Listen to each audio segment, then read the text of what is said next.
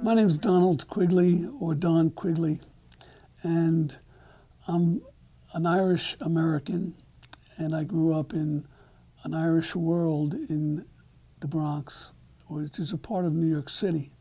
And when I look back from where I am now, and that's on the Allegheny territory of the Seneca Nation of Indians in Salamanca, I realize that in many ways I grew up on an Irish reservation of immigrants, because everyone in my community mostly were from Ireland, and that was the world that I grew up. A very welcoming world, a very familiar world.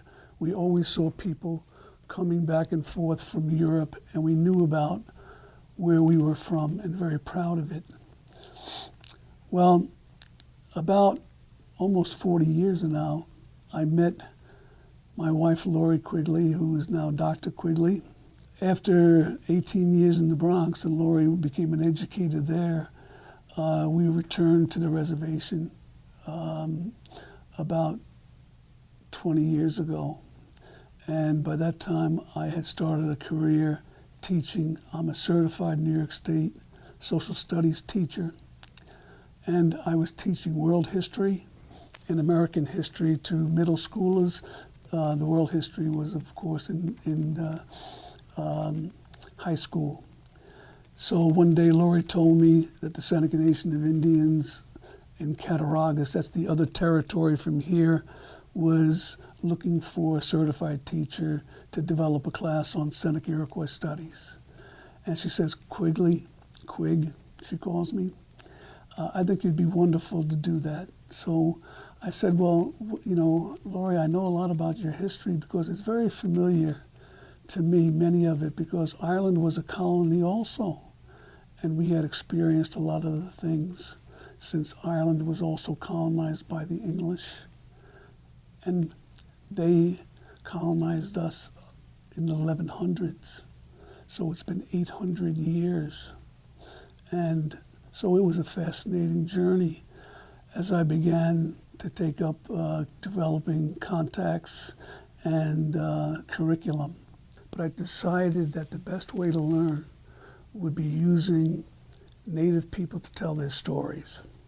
And one of the things with the Indigenous people here, if you will, and the Iroquois or the Haudenosaunee, the people of the Longhouse, I discovered, was that there were 3 epic periods.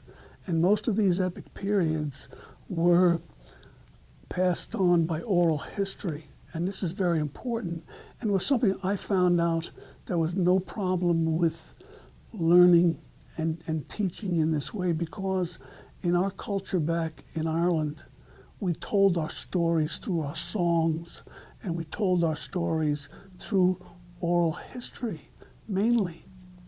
You know, our language is Gaelic in Ireland, and we are still today trying to save it, although there is areas in Ireland that we call the Gaeltacht, and they speak in our native language. But most of us, we speak in English. And I am a dual citizen, so I go to Ireland quite frequently, but I do not speak Gaelic. I understand some words.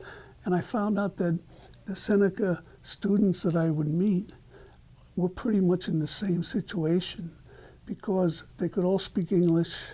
Some of their parents or grandparents could still speak Seneca. And so when I first started getting to know my students, I told them of these similarities. But what was also important was to realize that it wasn't going to be my voice.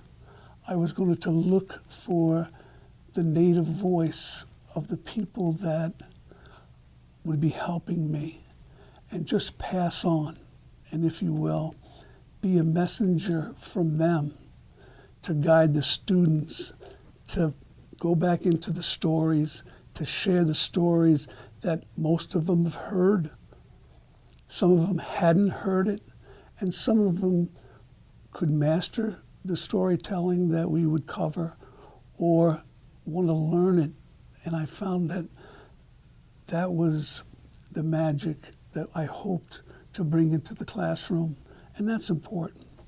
When you're dealing with a culture like the Seneca Nation, or the Seneca people, or the Haudenosaunee as a whole, as we did, it's important to question where the information's coming from, but to allow the genuine voices of the people to be heard. When you talk about your indigenous people's origins, you may talk about the name or what they used in their own language for the place they derive from.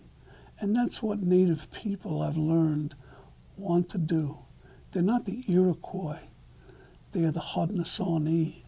And their names are people like the Senecas, or the people of the Great Mountain.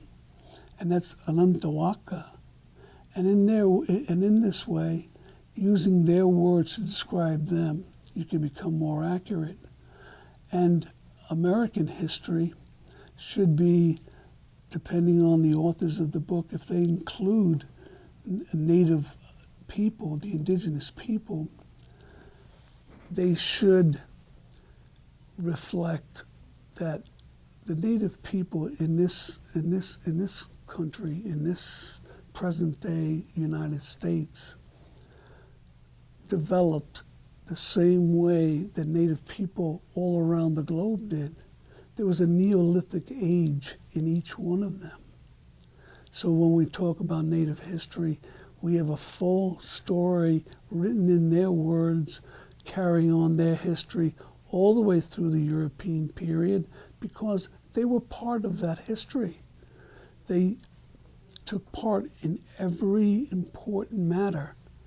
They inspired important events, and they contributed to what became the start of this country we call the United States. Sometimes that is often, or maybe even fully, left out.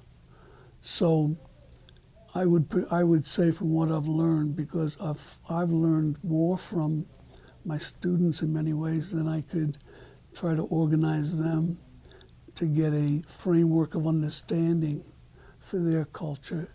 And I think in many ways, no matter what the matter is that we all share some framework of understanding ourselves as people and people working together.